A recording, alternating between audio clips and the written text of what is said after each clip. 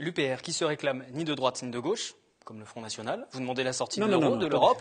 Votre adversaire direct, c'est quoi? C'est le Front National, justement, Debout la France aussi? Permettez-moi de corriger. C'est pas que nous nous réclamons ni de droite ni de gauche, c'est que le ministère de l'Intérieur a examiné nous analysé notre programme. Vous êtes classé en liste diverses. Nous sommes classés en liste diverses parce que notre programme s'inspire du Conseil national de la résistance de 1944, bien entendu, mis au goût du jour. C'est-à-dire, par exemple, nous voulons revenir à la défense des services publics à la française, nous voulons défendre les acquis sociaux des ouvriers et des salariés, et nous précisons que les problèmes auxquels sont confrontés les Français découlent directement de notre appartenance à l'Union européenne et à l'euro. Voilà ce qui nous distingue, entre autres choses, du reste. Quant au Front National, puisque vous évoquez... Qu'est-ce qui vous différencie du Front National? D'abord, le Front National est un Debout la France également. Debout la France ou le Front National, j'offre une caisse de 6 bouteilles de champagne à tout téléspectateur qui pourra me présenter une profession de foi, vous savez, le document qui est envoyé à tous les électeurs, où le Front National ou bien DLR préposerait aux électeurs de sortir de l'Union européenne par l'article 50 et de sortir de l'OTAN. Ils ne le font pas. Ce sont les journalistes qui disent qu'ils sont contre l'Union européenne. Ça, pour taper sur l'Europe, ils sont très forts. Donc aujourd'hui, vous dites que vous êtes le seul à vouloir sortir de l'Europe. Et que vous le ferez si vous êtes élu. Absolument, et nous le ferons lorsque nous serons élus, en effet. Quand vous voulez qu'un débat n'ait pas lieu en France, vous le faites porter par le Front National. Ça a été inventé par les Américains, c'est la reverse psychology. En psychanalyse, on pourrait parler du mauvais objet. Donc, nous, je sais qu'on nous objecte régulièrement. Ah, vous voulez sortir de l'Europe, vous parlez comme le Front National, donc vous êtes d'extrême droite. Bon. C'est une espèce d'amalgame tout à fait scandaleux, mais qui verrouille la société française. Nous sommes là pour déverrouiller la société française et autoriser ce débat. Nous disons que le problème numéro 1 de la France, c'est qu'elle a perdu sa souveraineté et son indépendance nationale, et que pour la récupérer, elle doit sortir de l'Union européenne, de l'euro et de l'OTAN. C'est inscrit dans notre charte fondatrice. C'est écrit noir sur blanc, sans aucune ambiguïté, ni dans notre charte fondatrice, mais c'est également inscrit dans notre programme. Donc tous les adhérents qui sont venus à l'UPR sont venus sur cette idée fondamentale. Alors, notre positionnement maintenant entre la droite et la gauche, nous disons que on se retrouve dans une situation, comme celle historique que je citais tout à l'heure. Je vais prendre celle de 1940-44. C'était la même chose. Et à l'époque, les Français qui voulaient combattre les Allemands, que la France récupère sa liberté, sa souveraineté, ils se trouvaient dans tous les camps. Vous aviez des gaullistes, vous aviez même quelques personnes qui étaient très très à droite, mais qui voulaient continuer à lutter contre les nazis. Et puis vous aviez des chrétiens sociaux, vous aviez des gaullistes, vous aviez des patrons, des ouvriers, vous aviez des socialistes, et puis vous aviez le grand parti communiste français de l'époque. Alors tous ces gens n'étaient pas d'accord. Par exemple, sur des choix économiques, certains étaient des libéraux, d'autres étaient des communistes, certains croyaient en Dieu et d'autres n'y croyaient pas. Vous savez, c'est le poème d'Aragon, qui disait que la résistance, elle rassemblait celui qui croyait en Dieu, celui qui croyait au ciel et celui qui n'y croyait pas. Mais ils étaient tous d'accord sur le point fondamental, c'est notre plus grand dénominateur commun. Nous voulons rendre à la France sa liberté. D'ailleurs, la France, c'est le peuple des hommes libres. C'est ça que ça veut dire. Les Francs, ça veut dire libre. Nous voulons rendre à la France sa liberté. Et donc, nous disons, si on veut rendre à la France sa liberté, il faut que tous les gens, tous les Français de bonne volonté, toutes les citoyennes, tous les citoyens français de bonne volonté mettent de côté provisoirement leur querelle gauloise sur des sujets parfois qui tiennent à cœur de gens. Il y a des gens de gauche qui ont très à cœur, par exemple, certains sujets sociétaux, des gens de droite aussi. Mais nous, par exemple, sur des questions sociétales comme le mariage pour tous, comme l'euthanasie, mais des questions économiques, par exemple, sur la fiscalité. Tous ces sujets sont des sujets importants, mais ce sont des sujets qui sont secondaires par rapport au sujet numéro 1, qui est de récupérer notre souveraineté nationale. Alors c'est ça qui nous distingue de tous les autres. C'est pour ça que le MPEP, par exemple, n'arrive pas à se développer. C'est parce qu'ils ont un discours quasiment marxiste et quasiment d'extrême gauche. Ils ont le droit de le faire.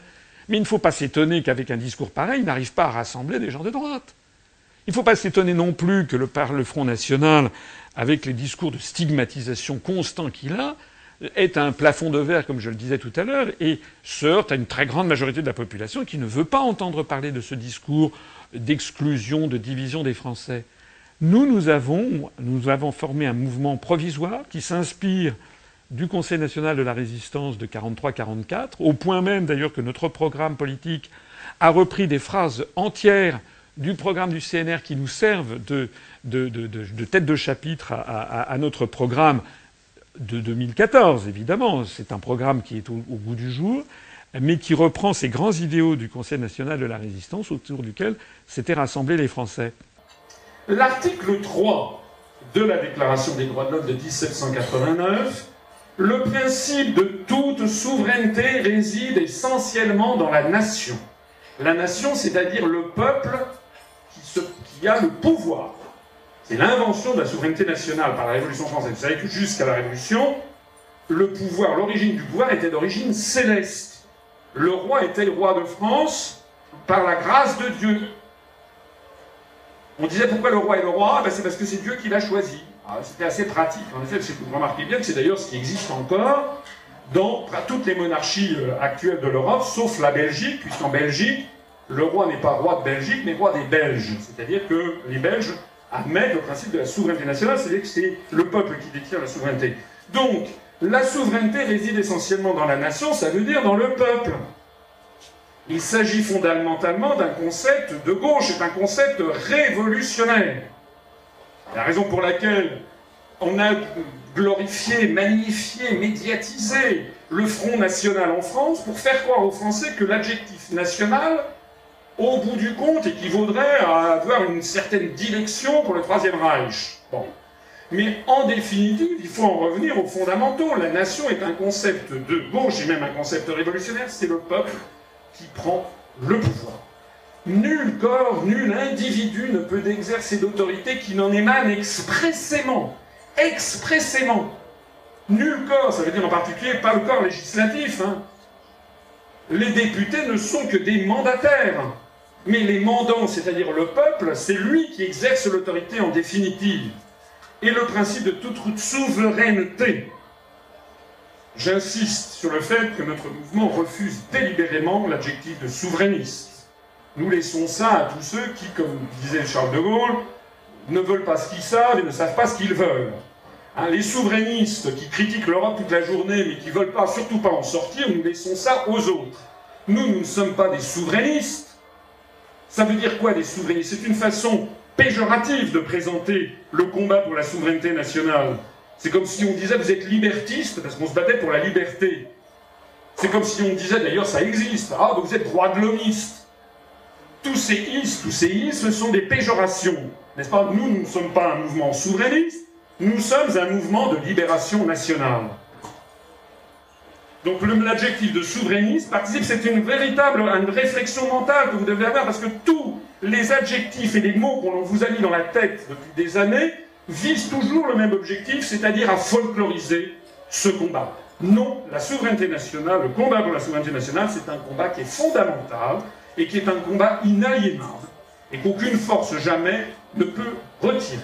Alors on va changer de sujet, on va parler de terrorisme. Sur le terrorisme, vous affirmez que le meilleur moyen de lutter, de combattre contre le terrorisme, c'est justement de cesser de mener des guerres contre les pays musulmans, notamment l'Irak, Syrie et Libye. Il y a deux choses, je vais vous dire. Il y a plusieurs choses à dire sur le terrorisme. La première chose, c'est effectivement d'arrêter de ces guerres illégales et prédatrices qui sont lancées par l'Occident. On peut être pour, on peut être contre le régime de Bachar el-Assad, de Saddam Hussein, de Kadhafi, ça c'est une autre histoire. Mais enfin, l'Organisation des Nations Unies, la charte de l'ONU précise qu'on n'a pas le droit de s'ingérer dans les affaires intérieures des autres États. Bien. Désormais, l'Occident passe son temps à déstabiliser tous ces États. Le résultat des courses, c'est quoi? C'est que ça ne peut favoriser que un état d'anarchie généralisée, la misère, le malheur, et en définitive la montée de l'islamisme. Ça, c'est la première chose. Donc déjà, arrêtons et respectons le droit international. C'est une des raisons pour lesquelles il faut sortir de l'OTAN et de l'Union européenne, puisque l'Union européenne est placée sous la tutelle de l'OTAN par l'article 42 du traité de l'Union. La deuxième chose qu'il faudrait faire aussi, c'est que l'Occident arrête de donner des financements par des voies détournées qui s'appellent le Qatar ou l'Arabie saoudite à des mouvements comme Daesh, l'État islamique, où il y a quand même beaucoup à dire, n'est-ce pas? D'où viennent les financements? D'où viennent les armements? D'où viennent les munitions? Où ont été formés tous ces gens? Quel est le rôle exactement des États-Unis dans toute cette histoire? Vous savez qu'ils financent une truc, ils font semblant de combattre ce qu'ils promeuvent par ailleurs. Tout ceci pour déstabiliser. C'est pervers, hein, c'est d'une extrême perversité. Et puis il y a une troisième chose aussi qu'il faut dire. C'est que on ne pourra bien intégrer les populations, notamment les populations d'origine immigrée en France, que si d'abord et avant tout on leur redonne confiance, dans leur pays, dans la France, et ce sont des Français, et tout le monde doit se sentir fier d'être Français, c'est ce que j'explique, notamment avec une conférence sur l'histoire de France, qui me vaut beaucoup de remerciements de jeunes Français, soit des Français de souche, comme on dit, soit des Français d'origine immigrée. Il y en a beaucoup qui m'ont dit, monsieur, pour la première fois de ma vie, vous m'avez appris ce que c'est que l'histoire de France, et pour la première fois de ma vie, vous m'avez rendu fier d'être Français. Voilà ce qu'il faut faire. Alors, une question sur, puisque vous parliez justement des jeunes issus de l'immigration, enfin de l'immigration post-coloniale, quel regard vous portez notamment sur les musulmans de France? Ben écoutez, d'abord, contrairement à ce que l'on dit dans les médias, on a des médias qui ne cessent, en réalité, que de diffuser de la zizanie entre les Français. Voilà. D'ailleurs, la construction européenne elle-même est une œuvre de zizanie. Parce que, si vous y réfléchissez bien, en fait, il s'agit d'une espèce d'apartheid planétaire. Il faudrait que la France fusionne avec les pays baltes, avec la Finlande, avec la Slovaquie. Ce sont des peuples que j'ai rien contre, on les connaît pas bien. En revanche, eh bien, il faudrait qu'on se coupe des pays avec lesquels on est si proche, comme le Maroc, l'Algérie, la Tunisie, les pays du Sahel, les pays d'Afrique noire. Donc la première chose, c'est que nous sommes dans une construction qui nous pousse à ce que les Américains appellent de leur vœu, c'est-à-dire le choc des civilisations. La deuxième chose, c'est que moi je me déplace en France. Ben, écoutez, l'écrasante majorité des Français musulmans sont des gens normaux, gentils, sympathiques, qui font leur vie quotidienne, quoi, voilà. Alors on monte en épingle dans les médias, effectivement, de la délinquance, parce que c'est vrai qu'il y a de la délinquance, ça c'est tout à fait exact, et il faut sévir sur les délinquants, qu'ils soient musulmans ou qu'ils soient pas musulmans d'ailleurs. Mais en fait, il faut pas que l'arbre cache la forêt. Donc moi, ce que je dis, c'est qu'il faut que la France reste la France, c'est-à-dire avec son grand principe de laïcité. La laïcité, vous savez ce que ça veut dire? Ça veut dire que tout le monde a le droit d'avoir toutes les religions, y compris de ne pas en avoir, y compris d'être athée. Mais il y a une espèce de savoir-vivre, d'élégance, de mode de vie en commun, où les gens gardent ça pour leur sphère privée. Vous êtes rendu récemment à la Grande Mosquée de Nantes, je crois savoir. Oui, je suis allé. Oui, j'avais été invité quand j'ai fait des conférences à Nantes, j'avais été invité à l'une des mosquées de Nantes, parce qu'il y en a plusieurs. Et d'ailleurs, je ne suis pas sûr qu'elles s'entendent toujours très bien les unes avec les autres, parce que finalement, c'est un peu les querelles de Gaulois qui se sont également mis dans la. Donc, il y a différentes communautés. J'ai été reçu à la Grande Mosquée de Nantes, comme d'ailleurs j'irai, si je suis invité, j'irai très avec beaucoup de plaisir voir un évêque ou voir un rabbin si je suis invité. Là, j'avais été invité par l'imam, donc j'y suis allé avec une petite délégation. D'ailleurs, beaucoup de responsables politiques de l'UMP, du Parti socialiste et autres vont rendre visite. Et j'ai été tout à fait frappé par d'abord la beauté des lieux. Et puis, alors, ce qui était amusant, c'est que les responsables de la mosquée pensaient que je ne connaissais rien à l'islam. Et puis, ils ont vu que j'ai quand même beaucoup voyagé. Je suis allé beaucoup dans des pays musulmans.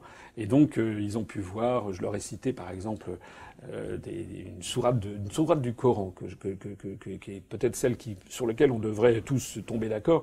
C'est la sourate numéro 2, Al-Baqarah, c'est le verset 256. Qui dit la ikraha fid din, c'est-à-dire nulle contrainte en religion. Voilà. Donc ça, c'est un des versets du Coran sur lequel on peut faire fond pour trouver justement une religion tout à fait apaisée. C'est comme dans la Bible, si vous voulez. Vous pouvez trouver dans l'Ancien Testament des appels au meurtre. Regardez le Lévitique ou le Deutéronome. Mais en définitive, vous pouvez aussi trouver dans la Bible des versets qui sont tout à fait différents. Donc les religions, que ce soit moi, je suis de tradition catholique, bien entendu, mais les religions, le christianisme, l'islam peuvent, au XXIe siècle, parfaitement coexister, à condition, bien entendu, eh bien, que l'État et la République française soient ce qu'elles ont toujours été, c'est-à-dire fassent régner la concorde, l'harmonie entre les habitants, et puis la justice sociale également.